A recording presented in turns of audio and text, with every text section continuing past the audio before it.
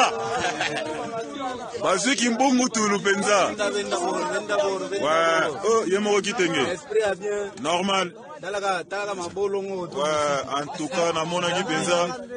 Ouais, kokele loba na zo mona yo. Normal.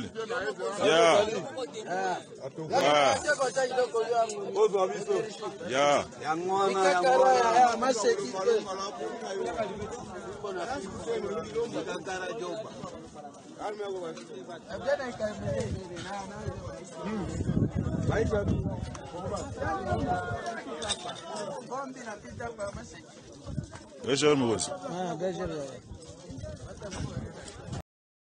Il est établi suivant les éléments que nous avons reçus du terrain, en tout cas des soupçons se cristallisent sur un soutien qu'auraient reçu les M23 de la part du Rwanda.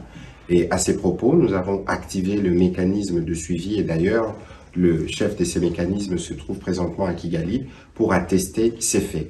Nous pensons que les M23 ne disposent pas des matériels militaires, en tout cas pour ce que nous avons vécu ou ce que les militaires ont vécu sur le terrain et ce que les étreintes du ont montré. Nous ne pensons pas que les M23 disposent de cet arsenal militaire, d'où la cristallisation de nos soupçons. Mais ceci dit, nos forces armées ont été encore une fois de plus mobilisées pour être sûrs que chaque centimètre de notre territoire national est protégé. Et d'ailleurs, il vous souviendra qu'il y a quelques mois, 12 mois, nous avons lancé la campagne Mendele Koyate.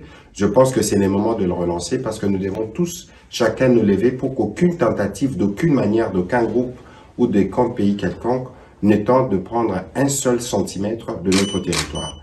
À la suite de l'adhésion de la République démocratique du Congo à la communauté des États de l'Afrique de l'Est, tous les groupes armés se sont soumis au processus politique qui avait été décidé par les chefs d'État.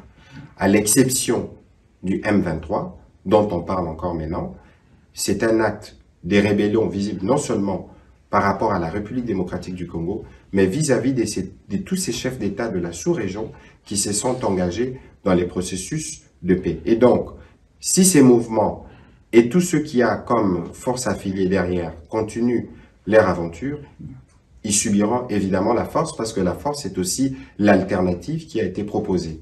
Et donc, nous tenons au retour de la paix. Le président de la République, depuis son arrivée aux responsabilités, l'a démontré. Nous faisons tout pour que la paix revienne, mais ceux qui seront réfractaires à la paix, ils seront bien obligés de subir la force parce qu'il y a un seuil de tolérance.